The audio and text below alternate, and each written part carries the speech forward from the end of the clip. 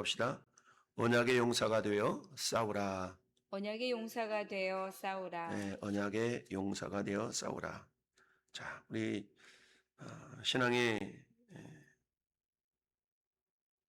길에는 여러 가지 어려움의 요소들이 있을 수가 있죠. 우리 힘만으로는 감당하기 어려운 그런 현실들을 우리가 맞닥뜨릴 때가 많이 있습니다. 오늘 본문에서 다윗도 역시 마찬가지죠. 15절 하반절이 이렇게 얘기하고 있어요. 블레셋 사람들이 쳐들어왔을 때 다시 싸우더니 다윗이 피곤했다. 인간의 위대한 왕이라 할지라도 한계가 있죠. 육신의 힘이라는 것은 한계가 있기 때문에 지치고 피곤하고 이럴 수가 있죠. 그러면 지치고 피곤하면 어떤 일이 발생할 수 있어요? 전쟁에서 패배할 수가 있는 것이죠.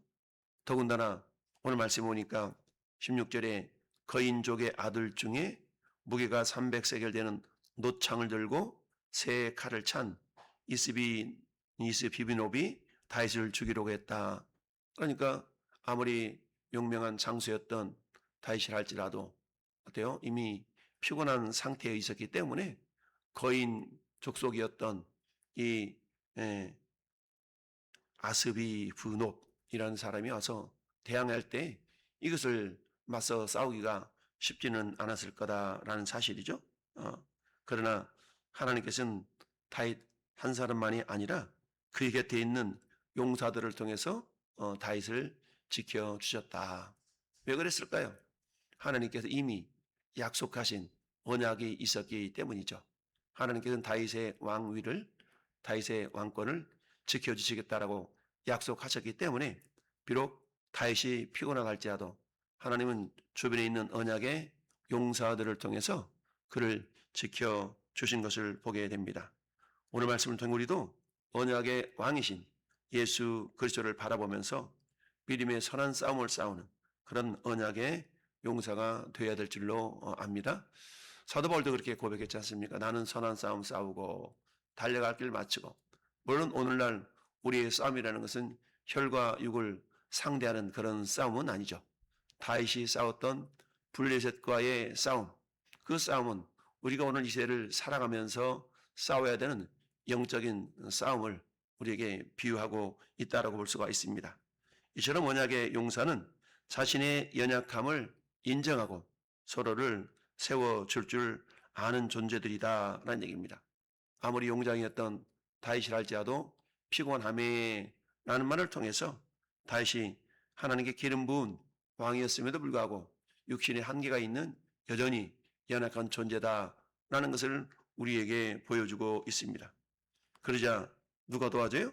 17절 말씀 보니까 스위야의 아들이었던 아비새가 다윗을 도와 그 블레셋 사람을 쳐 죽였다라고 말씀하고 있습니다.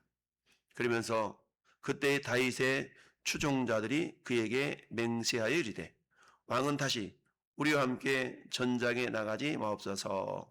이스라엘의 등불이 꺼지지 말게 하옵소서 하니라.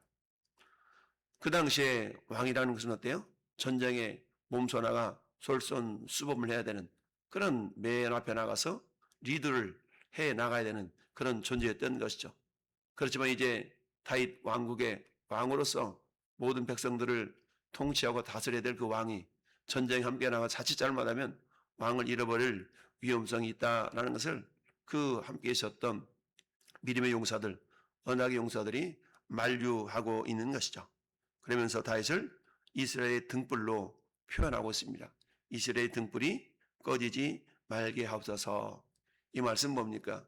성전에, 성막에 있는, 여러분 성소에 있는 그 등불이 꺼지지 않도록 항상 제사장들은 그 불을 점검해야만 했죠. 이처럼 성소에 있는 그 등불이 꺼지지 않도록 한다는 것은 결국 기도의 등불이 꺼지지 않는다. 여러분 기도가 멈춰지지 않는다는 것은 뭡니까?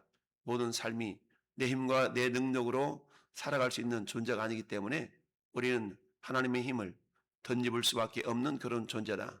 그래서 사도 바울도 에베소서에서 하나님의 전신갑주를 입으라 라고 말씀하고 있죠. 왜냐하면 우리의 씨름은 혈과 육을 상대하는 것이 아니기 때문이다. 오늘날 우리가 창과 칼을 들고 방패를 들고 싸우는 그런 싸움은 아니라 할지라도 여전히 악한 마귀 사탄은 우리를 넘어뜨리라는 그런 어떤 영적인 싸움의 현장에 우리는 늘 노출되어 있는 존재입니다. 따라서 영적인 싸움에서 승리할 수 있는 비결은 눈에 보이는 물리적인 총칼을 들고 그들을 싸워 이길 수가 없는 것이죠. 우리 영적인 무기인 하나님의 전신갑주를 입어야만 싸워 이길 수가 있다는 이야기입니다. 이처럼 다윗이 피곤해서 지쳐있을 때 다윗 홀로 싸우도록 내버려 두지 아니하시고 우리 하나님은 주변에 언약의 용사들을 세워서 그로 하여금 이처럼 승리할 수 있도록 하나님이 역사하셨다는 사실입니다. 전도서 4장 9절에도 이렇게 말씀하죠. 두 사람이 한 사람보다 나음은 그들이 수고함으로 좋은 상을 얻을 것입니다. 혹시 그들이 넘어지면 하나가 그 동물을 붙들어 일으켜 주려니와 라고 말씀하고 있습니다. 그렇습니다. 하나님께서 우리 성도들을 부르실 때에 한 사람 한 사람 홀로 싸우도록 불러주지 아니했죠? 서로 붙들어주는 공동체로 우리를 싸우도록 불러주셨던 것입니다. 그래서 에베소서 2장에도 그렇지 않습니까? 함께 지어져 간다 라고 말씀하고 있습니다. 함께라는 단어가 굉장히 중요하죠. 스스로 힘으로 그야말로 개인 플레이를 해서 살아가는 그런 존재가 아니라 교회 공동체를 통하여서 연합하여 합력하여서 선을 이루어갈 수 있도록 하나님 우리를 붙들어 세우신 줄 믿습니다. 갈라디아서 6장 2절 말씀에도 너희가 짐을 서로 지라 그리하여 그리스도의 법을 성취하라 라고 말씀하고 있습니다. 이처럼 믿음의 공동체는 서로의 짐을 나누어짐으로써 그리스도의 사랑을 성취하는 그런 사랑의 공동체인 것을 드러낼 수 있는 것이죠. 로마서를 통해서도 그렇게 말씀합니다. 15장 1절에 믿음이 강한 우리는 마땅히 믿음이 강하지 못한 자의 약점을 담당하고 자기를 기쁘게 하지 아니할 것이다 라고 말씀하고 있는 것이죠. 여러분, 믿음이 강한 자의 사명은 믿음이 연약한 자를 판단하고 비판하고 왜 믿음이 그것밖에 안 돼? 라고 하는 것이 아니라 이처럼 믿음이 연약한 자를 세워주고 도와줘서 함께 나아갈 줄 아는 그런 자가 진정 믿음이 큰 자요 믿음이 강한 자의 모습인 줄 믿습니다. 그렇습니다. 우리가 신앙생활하면서 지친 성도를 발견할 때 왜 저렇게 나약하지? 라고 판단하기보다는 손을 내어 밀어 함께 일으켜 세워서 함께 걸어갈 수 있는 그런 믿음의 사람이 아비새와 같은 믿음의 용사, 언약의 용사인 줄 믿습니다.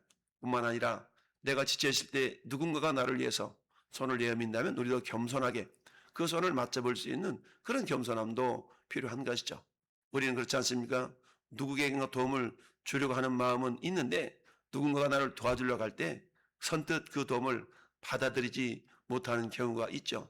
다윗은 용사였고 왕이었음에도 불구하고 심히 지친 상황 가운데 피곤한 가운데 있었죠. 그렇다고 해서 됐어, 내가 왕인데 도움 필요 없어, 이랬더라 그러면 불릴 사람에 의해서 죽임을 당할 수도 있었을 것입니다. 그러나 주변에 언약의 용사들을 통해서 하나님은 그 다윗을 다시금 도와서 세워서 그 왕국이 무너지지 아니하도록 하나님께서 역사하셨다는 사실입니다. 두 번째는 언약의 용사는 자기에게 맡겨진 자리에서 믿음으로 싸우는 자들이다라는 얘기입니다. 18절부터 21절까지 22절까지를 보니까 10북의 엘하난 그리고 이름 없는 용사가 등장을 합니다. 이들이 함께 협력하여 싸워줌으로 말미암아서 다윗 왕국이 견고하게 지켜질 수가 있었다라는 사실입니다. 이처럼 다윗 시대를 지킨 것은 다윗 한 사람의 능력이 아니라 그 주변에 있는 언약의 용사들의 협력과 함께함으로 말미암아서 그 왕국이 그렇게 세워질 수가 있었다는 사실이죠. 오늘날은 마찬가지입니다. 오늘날 교회 공동체가 든든하고 견실하게 세워질 수 있는 까닭은 뭡니까?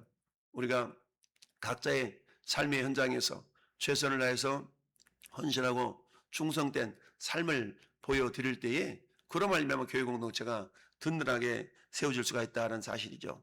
여러분, 학생은 학교에서, 직장인은 직장에서, 사업가는 사업의 현장에서 나름대로 맡겨진 일들을 잘 충성되게 감당하는 가운데 교회 공동체도 건강하게 세워질 수가 있는 것입니다. 에베소 6장 13절에 그러므로 하나님의 전신갑주를 취하라. 이는 악한 날에 너희가 능히 대적하고 모든 일을 행한 후에 서기 이함이라 라고 말씀하고 있죠. 따라서 우리가 부활장을 걷는 고린도전서 15장 마지막 절에도 그렇게 말씀하고 있지 않습니까? 그러므로 내 사는 형제들아 견실하며 흔들지 말고 항상 주의 일에 더욱 힘쓰는 자리 되라 라고 말씀합니다. 왜냐하면 이는 너희 수고가 결코 헛되지 않기 때문이다 라고 말씀하고 있지요. 이처럼 우리는 한 사람 한 사람 개인 플레이를 하면서 신앙생활을 하는 자들이 아니라 교회 공동체라는 것은 뭡니까?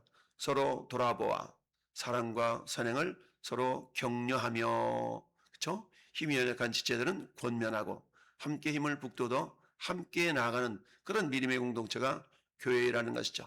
따라서 하나님께서 우리에게 맡겨진 삶의 현장에서 맡겨진 사명들을 최선을 다해 잘 감당한다면 이것이 아름다운 하모니를 이루어서 교회 공동체도 역시 건강한 모습으로 든든하게 세워질 수가 있다라는 사실입니다.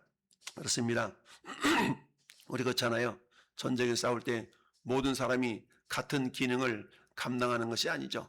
이런 사람은 포병으로서, 저런 사람은 소총수로서, 저런 사람은 또 요새는 드론이 굉장히 많이 발달되어 있으니까 드론을 조종하는 사람으로서 전장에 있어서 모든 군인들은 동일한 일을 하는 것이 아니라 맡겨진 사명들이 다 다른 역할이 있다라는 것을 우리가 알 수가 있는 것이죠. 그렇습니다. 내가 얼마나 큰 일을 하느냐가 아니라 하나님께 맡기신 자리에서 내가 얼마나 충성하고 있느냐라는 것이 굉장히 중요하다라는 사실입니다. 결국 우리 오늘 본문을 통해서 알 수 있는 것은 무엇일까요? 그것은 결국 언약의 용사라 할지라도 참된 왕이신 그리스도를 의지할 수밖에 없다라는 것을 우리가 알 수가 있습니다. 그렇습니다. 여러분, 다윗은 처음에는 직접 싸웠죠.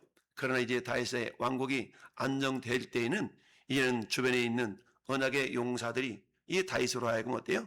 전장터에 직접 나가지 못하도록. 왜냐? 언약의 등불이 꺼지면 안 되기 때문이다 라고 말을 하고 있습니다. 다윗 왕조는 결국 무엇을 의미합니까? 이 왕국을 지키는 궁극적인 힘은 결국 다윗 한 사람에 있지 않다라는 것을 우리에게 보여주고 있죠. 더 나아가서는 역시 마찬가지 만왕의 왕이신 우리 그리스도께서 우리를 붙들어 주시지 않는다면 아무리 언약의 용사들이 풍성하게 있다 할지라도 그 왕국은 지켜질 수가 없다라는 것이죠. 그렇습니다. 우리의 참된 왕이신 예수 그리스도는 다윗보다 더 크시고 완벽하신 주님이시지 않습니까? 그 주님은 이미 십자가에서 죄와 사망의 권세를 능히 이기신 분인 줄 믿습니다. 따라서 우리는 이제 어때요?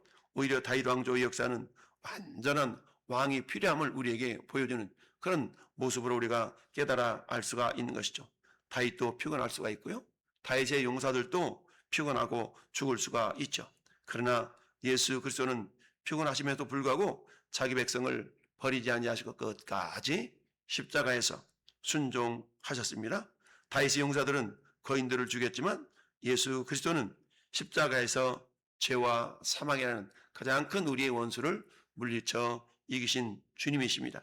그러므로 우리는 우리의 힘을 믿고 싸우는 사람들이 아니라 이미 승리하신 예수 그리스도의 승리를 믿고 나가서 싸우는 믿음의 주인공들인 줄 믿습니다. 오늘 한 날도 우리에게 맡겨진 삶의 현장에서 최선을 다해서 내 사명을 잘 감당하고 승리는 우리의 능력에서 나오는 것이 아니라 진정 주님의 승리에 편성하여 승리를 우리가 거머쥘 수 있음을 믿고 오늘 한 날도 나는 약하지만 주님은 강하시다라는 그런 믿음으로 일어나 언약의 용사들로 나가 싸워서 주님 없는 교회 공동체를 든든히 세워나가는 언약의 용사들이 될 수 있기를 예수님의 이름으로 축원합니다. 아멘.